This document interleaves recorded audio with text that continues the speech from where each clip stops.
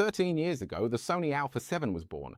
When I first saw it, I was still using the Nikon D4 and never imagined that this small, slim camera, which even had to compete on price like a compact, would ultimately become the gravedigger of traditional DSLR cameras. Interestingly, from a usability perspective, the first generation Alpha 7 had far too many issues, but looking back at this camera from today's standpoint, perhaps influenced by a wave of retro nostalgia, I still see it as a camera full of playful charm. It's just that at this very moment, just like back then, not that many people are really paying attention to it. Just a year later, the Alpha 7 II was born. For me, the second generation Alpha 7 holds great significance. It marked the beginning of my journey with the Alpha series. The Alpha 7R II, released in 2015, was my first mirrorless camera. You have to admit, looking back now, Sony's second generation models really do bring back quite a few painful memories. For example, there was the infuriating menu logic and the overall sluggish response, and you even had to install an app just to shoot a time lapse. But 12 years ago, although it was still something of an oddity among photographers, it had already attracted plenty of attention. The Alpha 7 II clearly had a much longer product lifespan. It wasn't until 4 years later, in 2018, that the Alpha 7 III was introduced to everyone. This was probably the point at which most users first became aware of mirrorless cameras. Back illuminated sensor, 425 focus points, -3 EV focusing sensitivity, touchscreen and 4K video recording. If we were to say that a certain model ushered in a certain era, the Alpha 7 III could easily fill 4 or 5 lines with its achievements. Back when many DSLR cameras were still stuck at 9 or 15 focus points, and even the flagship models at the time only had just over 100 focus points, you can imagine how astonishing it was to have 425 focus points.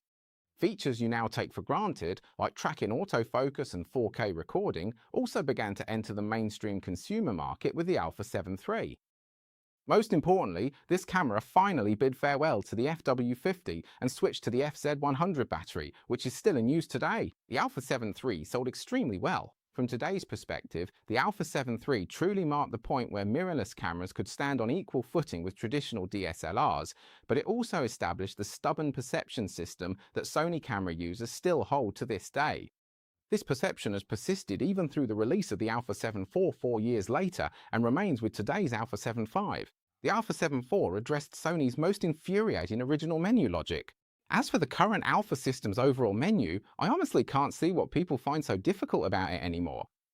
The structure's clear and logical, the response speed's fast enough, it doesn't bombard you with dozens of combinations to choose from, nor does it hide the format option at the very end of the menu. Since the Alpha 7 IV, it's become rare to hear complaints about the operating system. So people's anticipation for the Alpha 75 really boils down to just two things: uncropped 4K 60 and the focus of today's episode, color. When it comes to Sony's color, yellow-green is the unavoidable key word for everyone, so we've chosen 2 color charts to reveal the evolution of Sony's color science for you. The standard version of the color checker features more highly saturated colors, while the video version contains more skin tone patches, making its appearance in DaVinci's waveform monitor more convenient for us to observe color differences. So when we look at the color performance of the very first Alpha 7 today, you'll find that those people who say, Sony's colors are so yellow and green, weren't actually lying. As for the representation of skin tone patches with the first generation Alpha 7, how should I put it? You simply can't see any performance that could be described as rosy or anything of the sort. But Sony actually moved quite quickly. By the Alpha 7 II, you could already see a change. From real-world shooting tests, you can see that the core difference in color with the Alpha 7 II is that it has optimized the rendering of blues and greens. Compared to the first generation Alpha 7, the overall image can roughly be considered more vibrant and lively. For me, the Alpha 7 II is actually a camera with a strong German look. Its deepening of blue tones allows you to achieve a high contrast and richly colored effect in certain scenes. However, once the ambient color temperature changes, for example people under indoor lighting or sunsets at dusk, there does not actually seem to be much difference between the Alpha 7 and Alpha 7 II. Due to the suppression of reds, the overall image still tends to display yellow-green characteristics, and this is precisely where Sony made its biggest change in the Alpha 7 III era. Especially under 3200K, the skin tone performance of the Alpha 7 III has made a very significant improvement compared to its predecessor.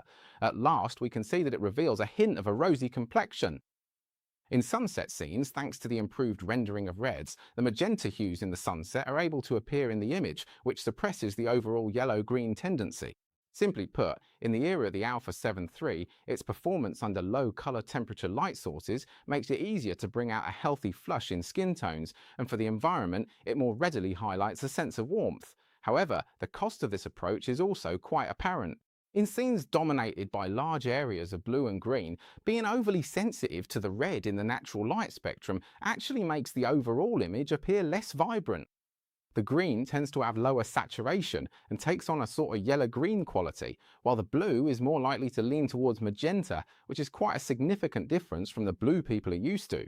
This magenta tint makes the image feel less clean and clear.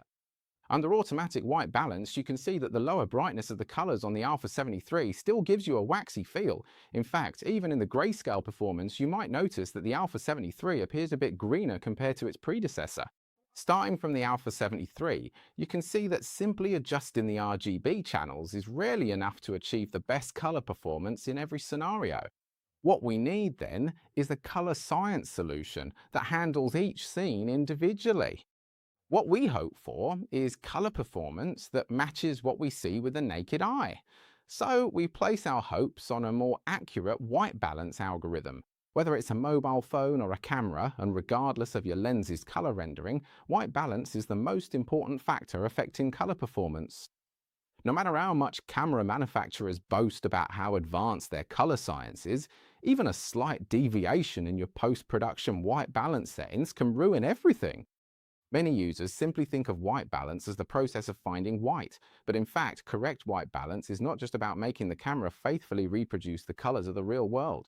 Take daylight as an example. What most of us imagine as midday sunlight is actually a kind of white light without any colour cast.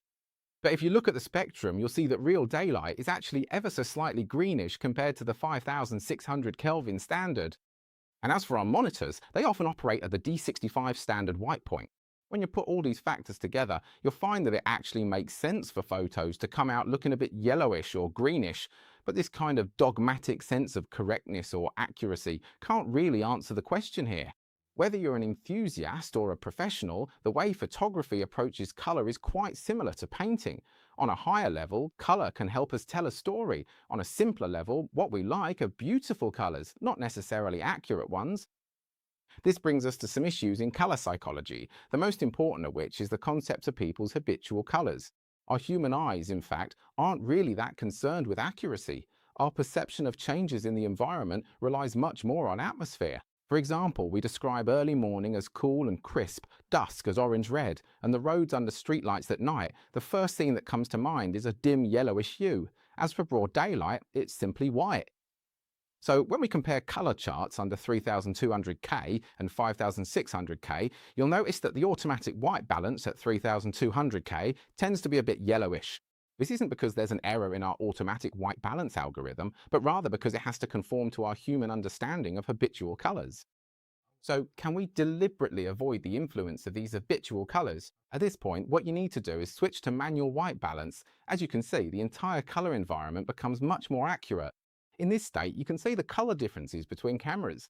For example, with the Alpha 7 III at this point, you can see that it has, to some extent, overcome the yellow-green issue, and the skin tone swatch is starting to appear more rosy, just as we mentioned earlier.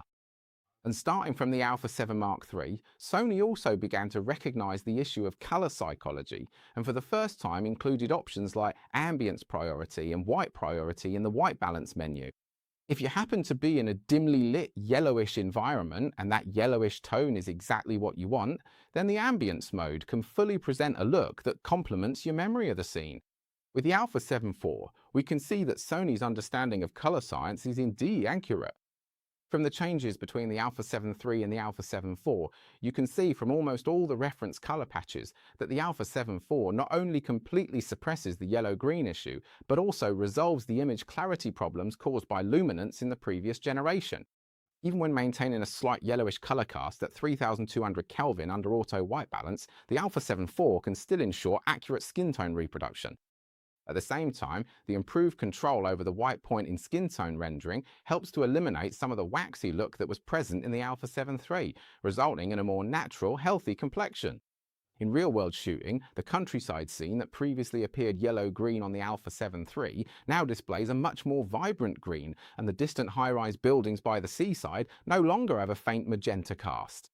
Bathed in the afterglow, the warmth conveyed by the Alpha 7 IV is not just due to the addition of magenta, the increased saturation of orange and yellow tones also better matches the atmospheric feeling we remember.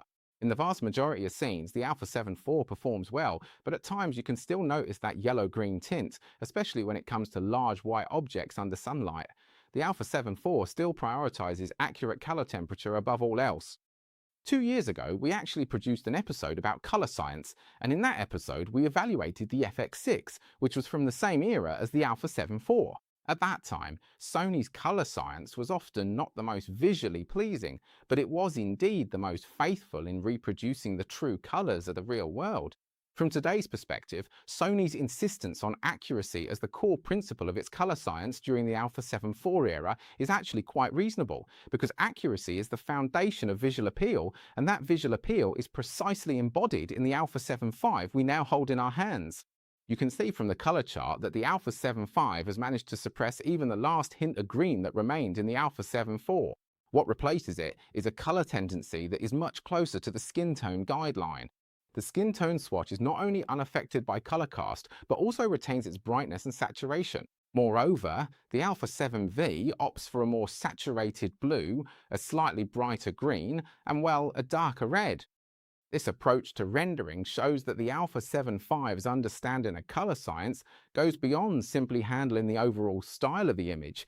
It's much more meticulous. The increased saturation of blue makes the greyish-white sky appear closer to the shade of blue people are accustomed to, while the brighter green helps us achieve a more vibrant, lively green.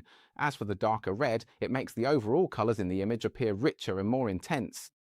At the same time, looking at the grayscale, you can see that the white on the Alpha 7 V has a higher value, but in the handling of the darker greys, it doesn't go as deep as the Alpha 7 IV. So what kind of image do you end up seeing? It's an image with rich grayscale transitions, while still maintaining enough contrast and presenting a vivid, bright picture with sufficient saturation. Let's take it a step further.